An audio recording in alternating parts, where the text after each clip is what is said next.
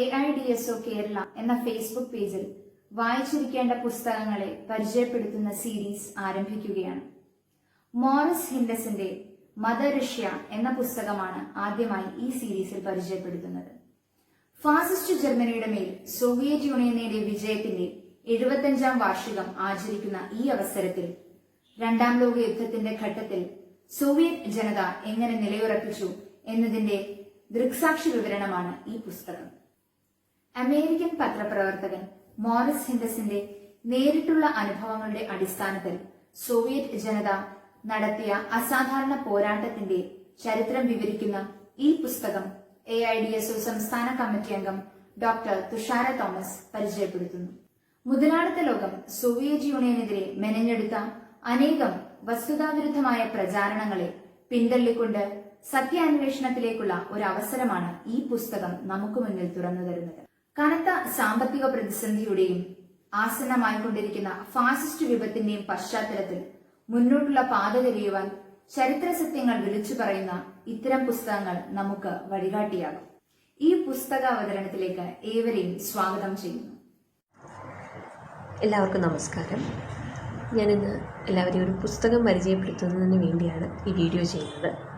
Mother Russia. Maurice ഹിൻഡസ് എന്ന American പത്രപ്രവർത്തകൻ രണ്ടാം ലോക മഹായുദ്ധകാലത്ത് സോവിയറ്റ് യൂണിയനിൽ വാർ കറസ്പോണ്ടൻ്റായി ന്യൂയോർക്ക് ഹെറാൾഡ് ട്രിബ്യൂൺ എന്ന പത്രത്തിന് വേണ്ടി ജോലി ചെയ്തിരുന്നു.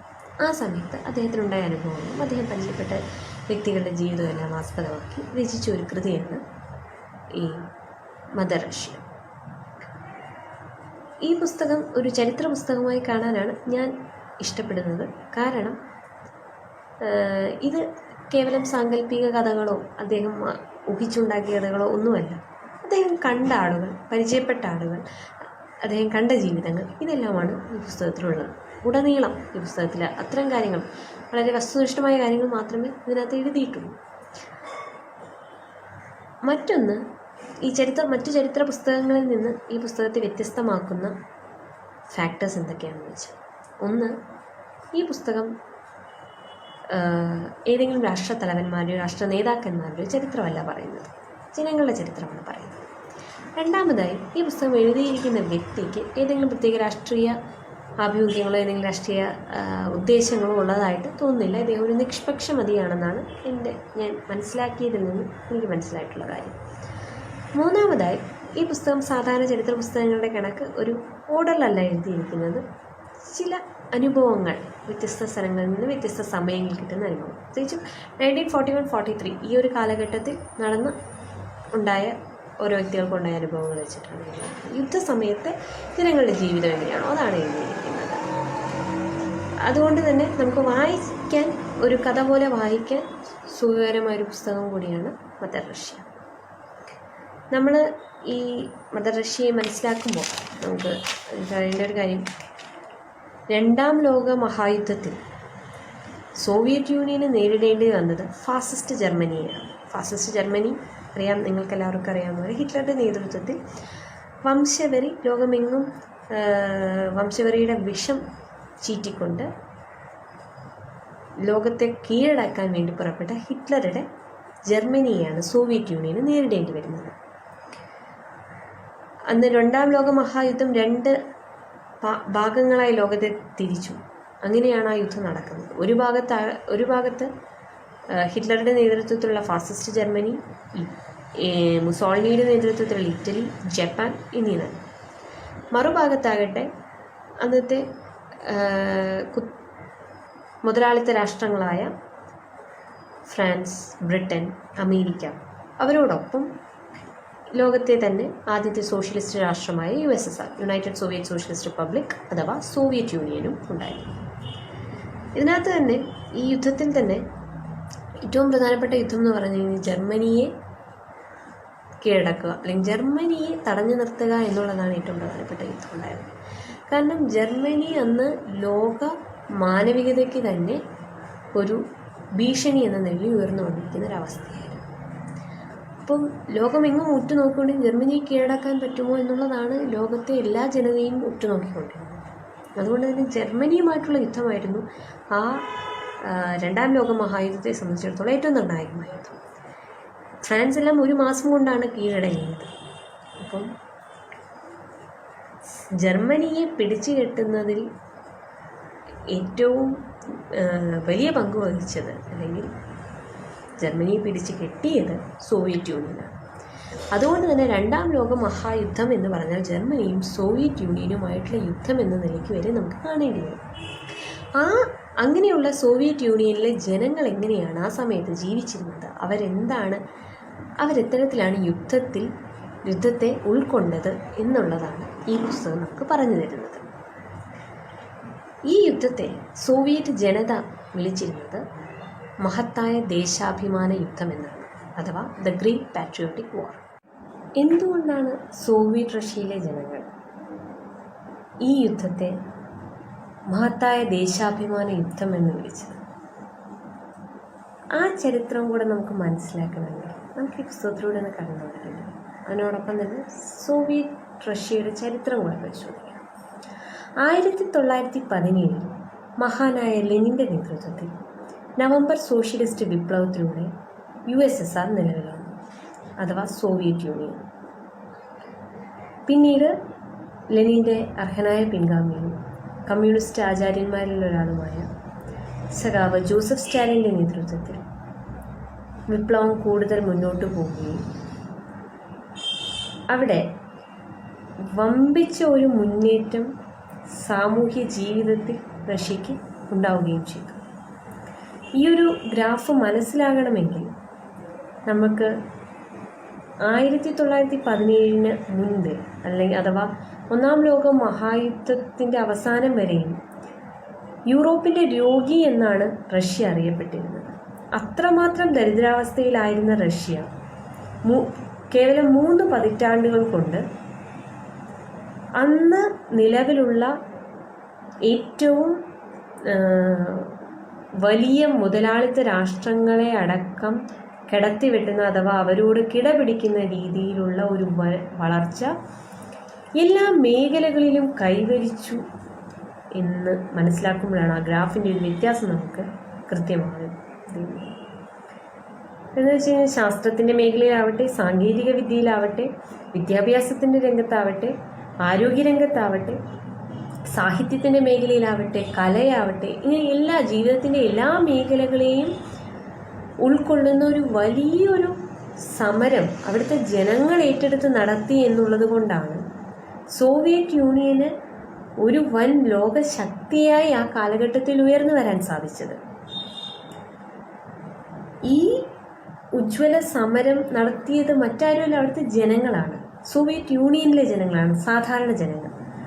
അതിനാൽ തന്നെ അവരെ സംബന്ധിച്ചിടത്തോളം സോവിയറ്റ് യൂണിയൻ എന്ന് പറയുന്നത് അവരുടെ ഏറ്റവും അടുത്ത അവരുടെ രാഷ്ട്രമാണ്. അവരുടെ രാഷ്ട്രമെന്ന് അത്രമേൽ അടുത്ത അവരുടെ രാഷ്ട്രമാണ്. അവർ പണിതുയർത്തിയ രാഷ്ട്രമാണ്. ആ രാഷ്ട്രത്തിന് നേരെയാണ് ഫാസിസ്റ്റ് ജർമ്മനി അക്രമവുമായി വരുന്നത്. അതുകൊണ്ട് തന്നെ അതിനെ നേരിടുക എന്നത് എന്ത് വില കൊടുത്തും അവരതിനെ നേരിട്ടിരിക്കും എന്നുള്ളത് ഉറപ്പായിരുന്നു. അതോടൊപ്പം തന്നെ സോവിയറ്റ് യൂണിയനെ സംബന്ധിച്ചിടത്തോളം മറ്റൊരു വലിയൊരു സാമൂഹിക ഉത്തരവാദിത്തം കൂടി ആ ഒരു അവസ്ഥയിൽ ഏറ്റെടുക്കേണ്ടതായിട്ടുണ്ടായിരുന്നു. അതിലൊന്ന്, ഫാസിസ്റ്റ് ജർമ്മനി സോവിയറ്റ് യൂണിയന് മാത്രമായിരുന്നില്ല ഒരു ഭീഷണി, അന്നത്തെ ലോകരാഷ്ട്രങ്ങൾക്കെല്ലാം ഒരു ഭീഷണിയായി നിൽക്കുന്ന കാലഘട്ടമാണ്.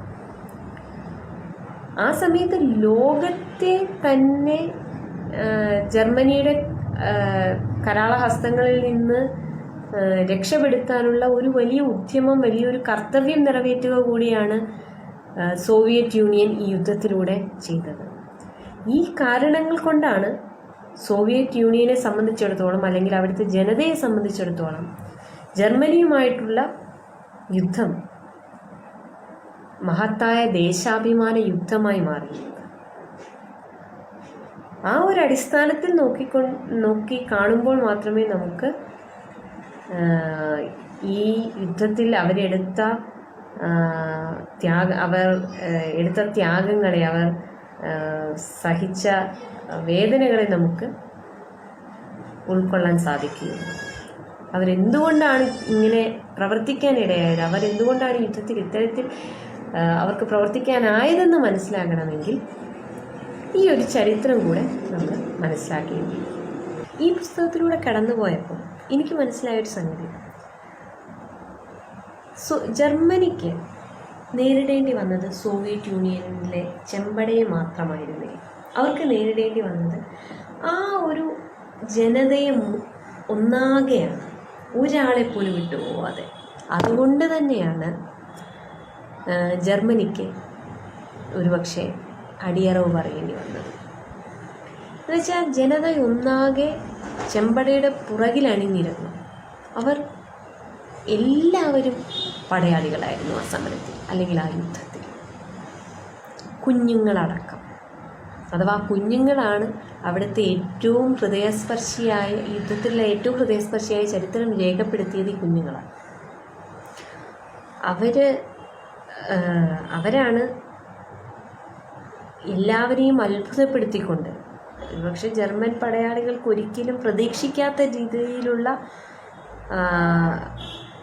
നാശനഷ്ടങ്ങൾ ഉണ്ടാക്കി വെച്ചത് അവിടുത്തെ കുഞ്ഞുങ്ങളാണ്. ഇതിൽ മൗറിസ് ഹിൻഡസ് പല ഇൻസിഡൻസ് കോട്ട് ചെയ്തുകൊണ്ട് പറയുന്നുണ്ട്. അതിൽ നമുക്ക് ഏറ്റവും അത്ഭുതം തോന്നിക്കുന്ന ഒരു കാര്യം എന്ന് പറഞ്ഞു കഴിഞ്ഞാൽ, ഈ കുട്ടികൾക്ക് റഷ്യൻ വിമാനങ്ങൾ ഏതാണ്, ജർമ്മൻ വിമാനങ്ങൾ ഏതാണെന്ന് അതിൻ്റെ എഞ്ചിൻ്റെ ശബ്ദം കേട്ടുകൊണ്ട് മനസ്സിലാക്കും. അത്രമാത്രം സൂക്ഷ്മമായ അറിവ് അവർക്കുണ്ടായിരുന്നു. അപ്പോൾ ഒരു ജർമ്മൻ വിമാനം വരുന്നുണ്ട്, പോർ വിമാനം വരുന്നുണ്ട് എന്നൊക്കെ അവർക്ക് ശബ്ദം കേട്ട്, ഇപ്പോൾ ജർമ്മൻ പട്ടാളക്കാർ ഇറങ്ങാൻ സാധ്യതയുണ്ട്, അവർ വരാൻ സാധ്യതയുണ്ടെന്നൊക്കെ ഇവർ വളരെ പെട്ടെന്ന് ഇവർക്ക് മനസ്സിലാകുമായിരുന്നു. അതുപോലെ തന്നെ ജർമ്മൻ പട്ടാളക്കാർ റഷ്യൻ വേഷത്തിൽ വരും. കുട്ടികളല്ലേ, അപ്പോൾ അവരെ പറ്റിക്കാമല്ലോ എന്ന് വിചാരിച്ചായിരിക്കാം വരുന്നത്. അവരെ പറ്റി അവരോട് എവിടെയാണ് റെഡ് ആർമി എവിടെയാണ് എന്ന് ചോദിച്ച് മനസ്സിലാക്കാനൊക്കെ ആയിരിക്കും വരുന്നത്. ഒരിത്തിരി റഷ്യൻ ഭാഷ കേട്ടാൽ, അല്ലെങ്കിൽ തീരെ പരിചിതമല്ലാത്ത ആളെ കണ്ടാൽ തന്നെ ഉടനെ കുട്ടികൾക്കൊരു സംശയമുണ്ട്. അവർ പെട്ടെന്ന് തിരിച്ചറിയും. റഷ്യൻ വേഷപ്രച്ഛന്നരായി വരുന്ന ജർമ്മൻ പട്ടാളക്കാരെ ഇവർ പെട്ടെന്ന് തിരിച്ചറിയുകയും ഇവർ നിഷ്കളങ്കരായി തന്നെ അഭിനയിച്ച് അവരെ വേറെ വഴിക്ക് പറഞ്ഞു വിടുകയും ചെയ്യും. അങ്ങനെ ഒരുപാട് സംഭവങ്ങൾ, ഒരുപാട് കുട്ടികളുടെ പേര് വെച്ച് തന്നെ ഇതിനകത്ത് പറയുന്നു. അപ്പം അങ്ങനെ ഒരു ജനത പ്രതികരിക്കൂ എന്നുള്ളത് ഒരിക്കലും ജർമ്മൻ സൈന്യം പ്രതീക്ഷിക്കുന്നില്ല. അതുപോലെ തന്നെ ഒരു ഗ്രാമത്തിലേക്ക് ഇവർ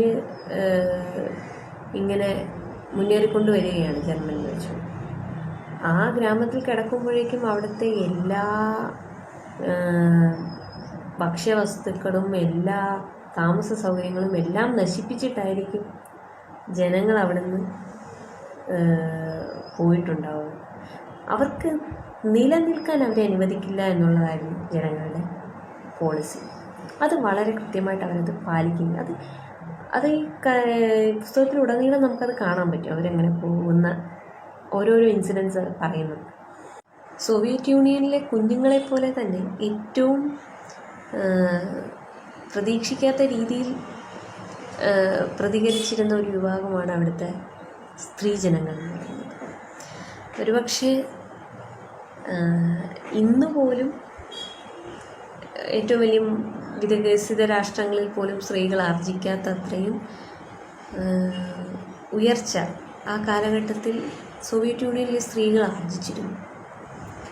എന്ന് വെച്ചാൽ പുരുഷന്മാരെല്ലാവരും മുന്നണിയിലേക്ക് പോയി കഴിഞ്ഞു, പല സ്ത്രീകളും പോയി. പിന്നെയുള്ള ബാക്കിയുള്ള സ്ത്രീകളും വൃദ്ധജനങ്ങളും കുട്ടികളും കൂടെയാണ് അവിടുത്തെ ഫാക്ടറികളും കൂട്ടുകൃഷിക്കളങ്ങളും അടക്കം ഉള്ള എല്ലാ ഉൽപാദന മേഖലകളും കൈകാര്യം ചെയ്തുകൊണ്ടിരിക്കുന്നത്. അവരതിന് ഏറ്റവും സമർത്ഥരായിരുന്നു എന്നുള്ളതാണ് അതിലെ വളരെ ഇമ്പോർട്ടൻ്റ് ആയ കാര്യം. അതുപോലെ തന്നെ അവർ മുന്നണികളിലും അവരുടെ സാന്നിധ്യം വളരെയധികം അപ്രീഷിയേറ്റ് ചെയ്യത്തക്ക രീതിയിലുള്ളതായിരുന്നു. ഇതിൽ മൗറിസ് ഹിൻഡസ് തന്നെ ഒരു സ്ത്രീയെ പരിചയപ്പെടുന്ന ഒരു രംഗം വിവരിക്കുന്നുണ്ട്. അവിടുത്തെ ടെക്നീഷ്യൻസിൻ്റെയും ഒരു നേതാക്കന്മാരുടെയും ഒരു മീറ്റിങ്ങിൽ വെച്ച് ഇവർ വിദേശ പത്രപ്രവർത്തകർ, വിദേശ കറസ്പോണ്ടൻസ് എല്ലാം ഉള്ള ഒരു മീറ്റിങ്ങിൽ വെച്ച് ഒരു സ്ത്രീ അവർ കാണുന്നു. സ്ത്രീ എന്ന് പറഞ്ഞു കഴിഞ്ഞാൽ വളരെ പൊക്കം കുറഞ്ഞ് വലിയ ആകർഷകത്വമൊന്നുമില്ലാത്ത ഒരു സ്ത്രീ. അത്ര ശക്തിയൊന്നും നമുക്കൊരു കായിക ശക്തിയൊന്നും തോന്നാത്ത ഒരു സ്ത്രീയാണ് അവർ. അങ്ങനെയാണ് മോറിസിനസ് അതിനകത്ത് വിശദീകരിക്കുന്നത്. ചാരക്കണ്ണുകളോടുകൂടിയ ആ സ്ത്രീയെ ഇവർ കണ്ടപ്പോൾ ഒരു കൗതുകത്തിൽ പുറത്ത് ഇവരും മോറിസിനസും അതുപോലെ തന്നെ വേറൊരു ബ്രിട്ടീഷ് ഫോറിൻ കറസ്പോണ്ടൻറ്റും കൂടെ ഈ സ്ത്രീയുടെ അടുത്ത് ചെന്നിട്ട് നിങ്ങൾ എന്താണ് യുദ്ധത്തിന് വേണ്ടി ചെയ്യുന്നതെന്ന് ചോദിച്ചു. അപ്പോൾ അവർ പറഞ്ഞു, ഞാൻ ബയണറ്റ് ട്രെയിനിങ് കൊടുക്കും.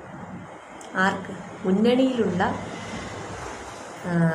പോരാളികൾക്ക് ബയണറ്റ് ട്രെയിനിങ് കൊടുക്കുന്നു ഞാൻ 8 വർഷമായി എന്ന് പറഞ്ഞു. ഇത് കേട്ട് മോറിസിനസ് എല്ലാം ഇങ്ങനെ അത്ഭുതം.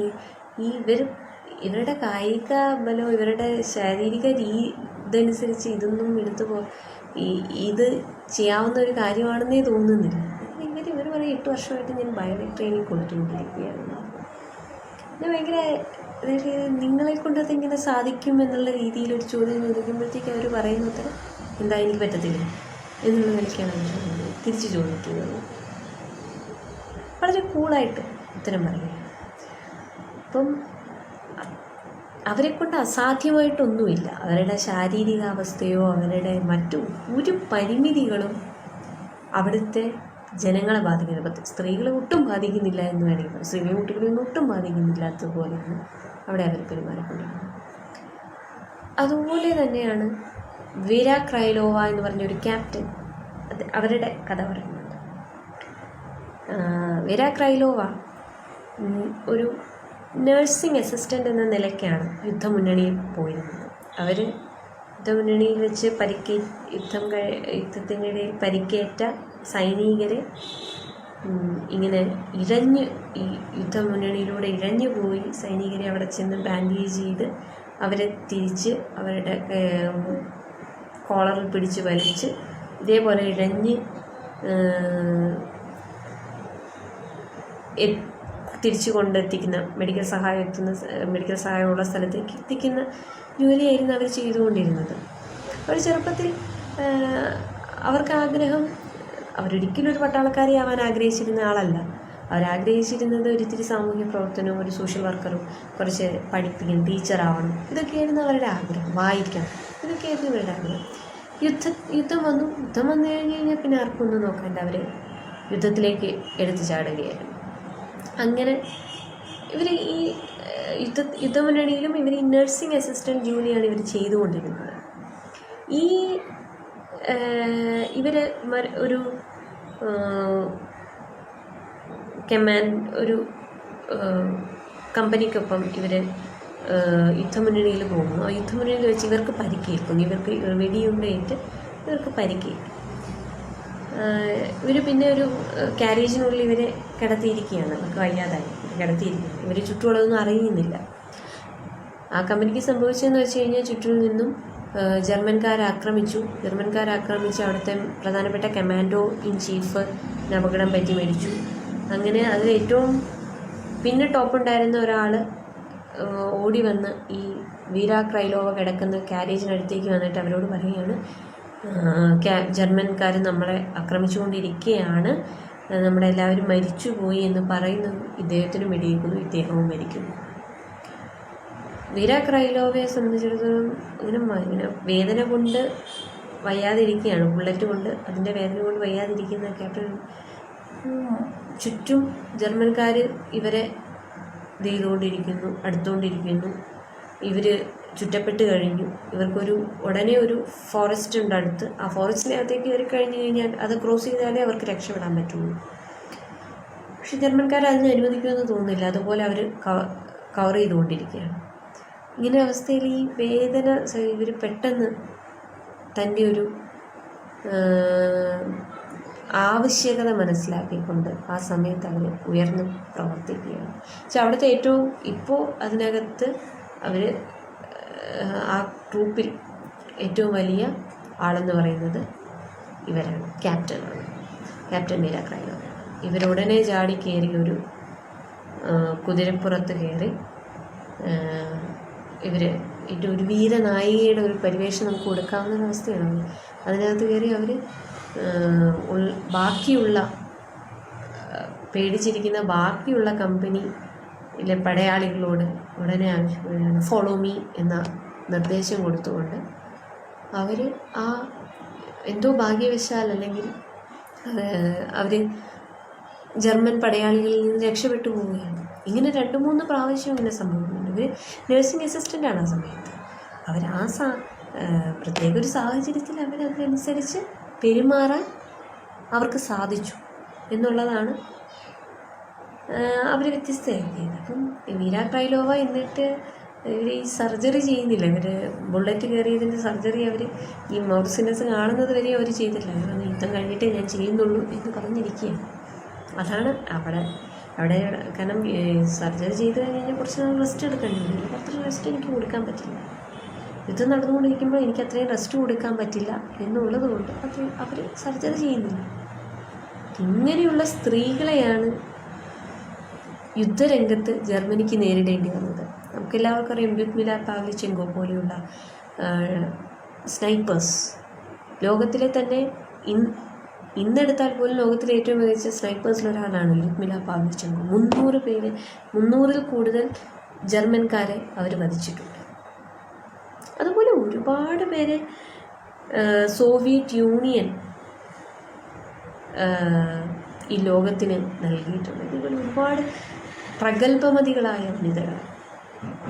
ഇത്തരത്തിലുള്ള നൂറുകണക്കിന് അമ്മമാരുടെ, നൂറുകണക്കിന് സ്ത്രീകളുടെ, ആയിരക്കണക്കിന് കുട്ടികളുടെ ചരിത്രമാണ് മൗറിസ് ഹിൻഡൻസൻ്റെ മദർ റഷ്യയിലുടനീളം നമുക്ക് കാണാൻ സാധിക്കും.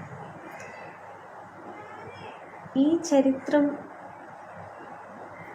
നമുക്ക് ഇങ്ങനെ മാത്രമേ നമുക്ക് പഠിക്കാൻ സാധിക്കുകയുള്ളൂ. കാരണം ഇന്ന് ഒരുപാട് വളച്ചൊടിക്കലുകൾക്കും ഭാവനകൾക്കും വഴി മാറിക്കൊടുത്തിരിക്കുകയാണ് ചരിത്രം എന്ന് പറയുന്നത്.